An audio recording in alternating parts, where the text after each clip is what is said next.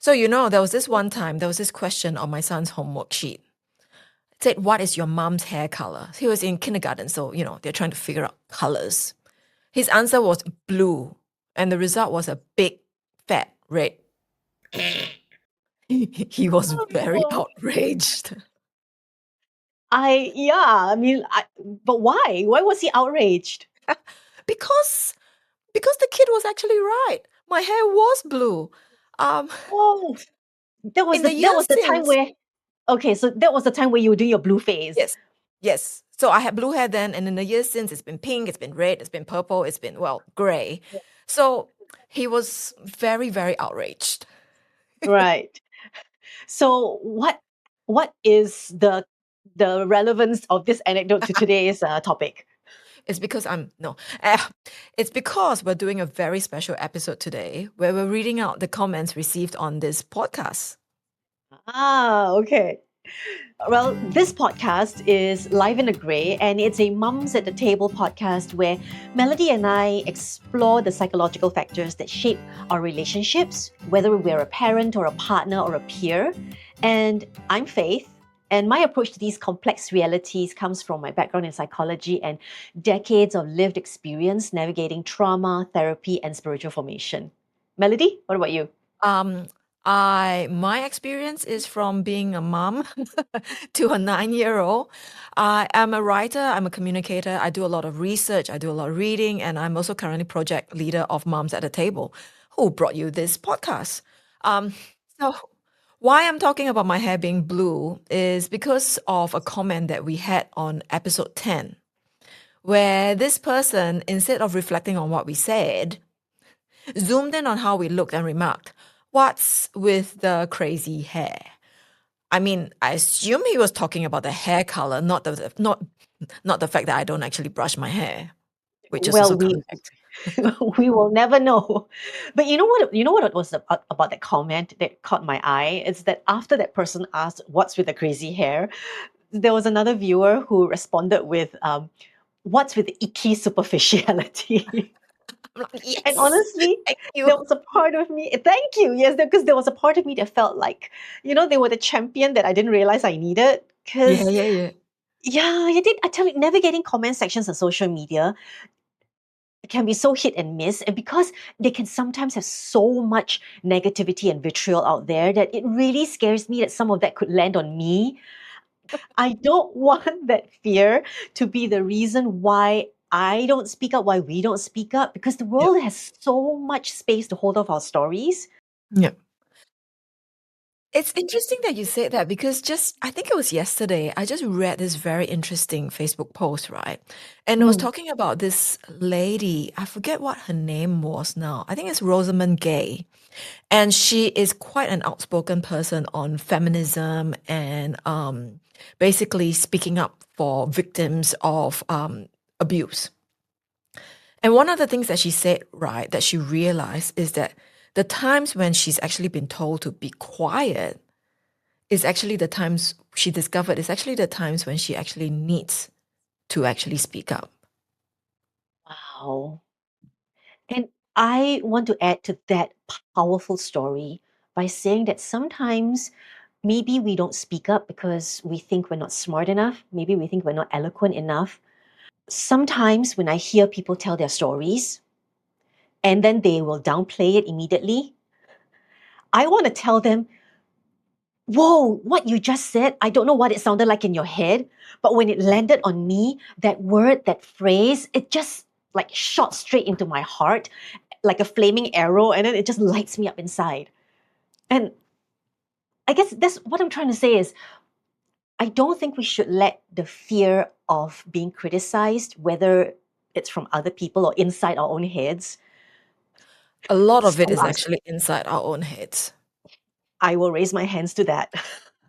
But Me too. you know, we can do it scared. That's what I like. I read this phrase, right? Do it scared anyway. So I tell myself, I'm still scared. I am still scared every time we put a new episode out. But you know what? I'm still scared, but I still don't care. Well, the reality is that people will always find something to disagree with, right? I mean, you're never in If everyone agrees with everybody on everything, do you think we would have all the arguments and all the wars and everything else that we would have right now? So people will always find something to hate, even more so, even worse so when it's online. I Mm, don't know why, but people seem to turn into a different monster when they go online. mm. But yeah, it really is true. It's about knowing what you stand for, advocating for it. I mean, I've been writing articles, feature articles for many years now. I'm trying to think, and it's like way too more. It's more than my fingers, so I cannot count. Um, and the reality is that the very, very first time when I first put my first opinion article out, I actually got quite a number of, I wouldn't call it hate mail, but it was just basically angry letters. Oh But no. and it did affect me. It did affect me back then. Of And it was just like, oh no, course. what have I done? I'm not pleasing people, right? But the, the good thing about doing this for, some 20 over years is the fact that you start developing a thick skin. And Well, I it guess you have to. and and yeah, the thing is, I think the more you decide that it is not going to affect you, that it doesn't mean that it never affects you. It still affects me. But I think the easier it is for you to handle it. Like, oh yes, that didn't feel good. You know what? Let's just walk off. And I think one important thing that I want to say that has actually helped me in my journey, and so it's what I try to consciously do as well. The thing that has helped me in my journey of developing this thick skin, right, is listening to the positive feedback as well. Because just as you get negative, you get positive as well. Mm. The sad reality is that when people agree with you, when people think that what you've done is something that they agree with, more often than not, people don't respond because it's just like oh yes, I agree. It's only when you get the strong emotions of you don't agree that people will feel compelled to write in. But this is where I try to do it in such a way that I actually encourage these people who are doing well and actually taking the effort to tell them that, I appreciate what you've said, because I find that having that positive can also help deflect the negative. There's a thought that comes into my head. What does it matter? I'm just one person. And it's not like what I say might matter. But what I'm hearing you say is that it does matter, Yeah. especially when our brains are wired for survival, and only after it has felt that it is safe, then it can start looking for ways to feel good about itself in whatever ways are accessible. And so that's why a negative comment, a criticism drills itself even deeper and faster than a compliment, because our brains are wired to keep us safe. And that criticism is not safe. And so all of our senses are now guarded and geared up, to want to protect us. Whereas a positive compliment, an affirmation is like, okay, it comes in and it goes. Not important, not important, not important, not good for, not meant for survival. Which I think is, I want to lead into this next comment. I think that I wanted to respond to from a listener that was reflecting on our first episode, and they basically wrote, "Judging others by being judging." Right? Because I think we said that phrase during the podcast itself, and they said, "These past few days, I've been reminding myself how I should react when I get ticked, and it takes time to practice compassion for yourself." And I feel you. I mean, we just talked about criticism, right? And I tell you, moving from criticism to curiosity is one of the most complex skills to practice. And I don't even think we ever get to the space where we say, okay, I'm done. I've practiced it. I'm like a master at this. I think it's a ongoing lifestyle experience that we get better at, but we never need to practice like, consciously. One key component I think about compassion is really the ability to offer validation to ourselves. In a way, it's like saying, it's okay. It makes sense. The feelings that you have right here have the right to be here. Almost like giving yourself a stamp of approval, even in the midst of maybe feeling like no one else is giving you approval. It's interesting what you just said because it kind of ties into another comment that we actually did receive for that Mm. episode as well. And what it said was, it is so true that guilt is born at the same time as a baby. It feels like a significant part of mothering is learning to acknowledge the guilt, but not let it have the final say. And yes, this is done in the context of parenting and becoming a mother. But just as you were saying about taking time to practice compassion, right? And so we can still have guilt. We just not let it have the final say and practice compassion on ourselves. Oh, yes. And I tell you, validation and compassion, they require radical acceptance. So, Carl Rogers is one of the founders of humanistic psychology, right? He called this the the paradox of change, and he says the curious paradox is that when I accept myself just as I am, then I can change. And for validation to really work, we have to absolutely just trust that it will work. There's this like weird paradox there. I don't know. I guess I have a lot to say about validation because it's one of the things that I really work on. Having struggled with it so much of my life, and even right now, there are days where I just feel like it's so hard for me to access it. If you guys are interested in something like this, maybe Mel and I can do an episode on this. But for now, I think I just want to leave with this thought. For me, the way to master validation and self compassion is to find all the different ways to access safety within ourselves. And it can take a long time, but it does get better the more ways we find to access that safety. Short form, we are not broken, we are becoming. And we just need practice. We just need practice. Yeah, it's all practice. It's all practice.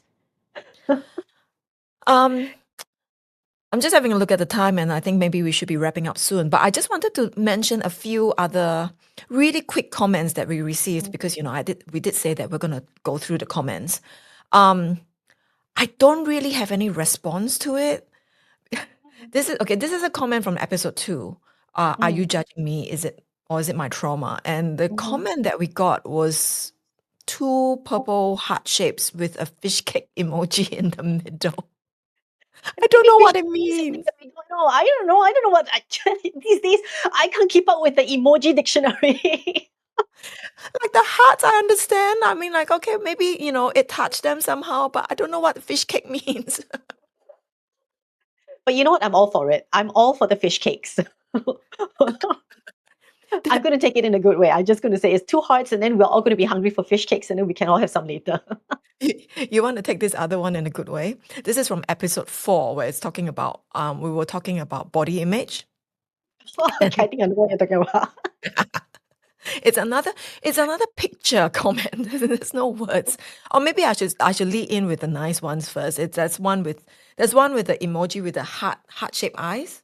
So that was nice. Oh, yes, yes, it was. And then there's another one that has I don't know how to describe it. It's got two-person. It looks like it's two bodies talking to each other, but instead of, you know, normal heads, the heads are replaced by toilets. And it's like it's got the toilet seats going up and down like the mouth, and they're Yeah. kind of talking to each other. Toilet eggs talking. You know what? Without any information whatsoever, if given a choice between two options of feeling bad about something or laughing at something, without any concrete information, I choose to keep peace in my life and just laugh about it. So anyway, those are the few funny ones. There's a few other really nice ones as well, where they tell us that they love the approach. It's Mhm. amazing. There's one that's actually really nice where it's in episode 9, and Mm, mm, it mm, mm. basically always we're talking about how we rewire relationships without gaslighting ourselves. And the Mm. comment basically said, "This is amazing. Thank you to you both." Um, yeah, there was a follow-up question as well, actually, where it says, "How do you know Yes. when it's not yours to carry?" And I think it sparked off you writing a whole article about it as well. It just sparked me off on this whole journey of introspection and journaling, and then I just felt this really strong need to just put all my thoughts down, and then I showed it to you, and then you thought it was good enough to be put in the public space. Yes. And I was Yes. really Well, surprised. choose that inner critic. Yeah. And I think we can find the article right now, right? It's out already, right? I'm not sure. Yeah, You know I'll what? put it in the show notes.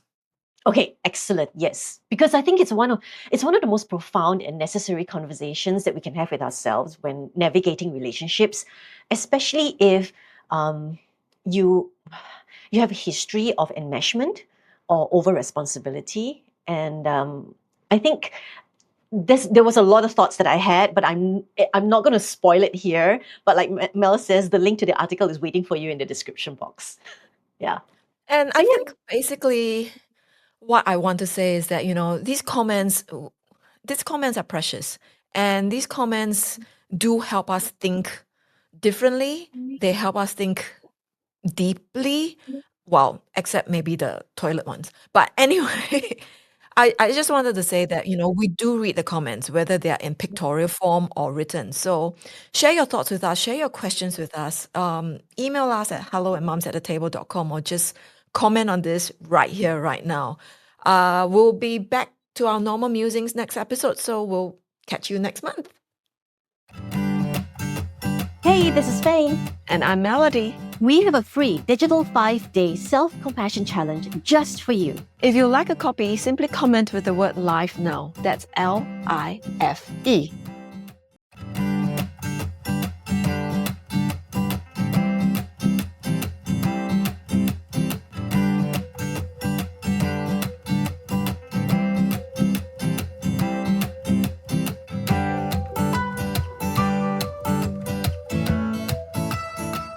It's me too.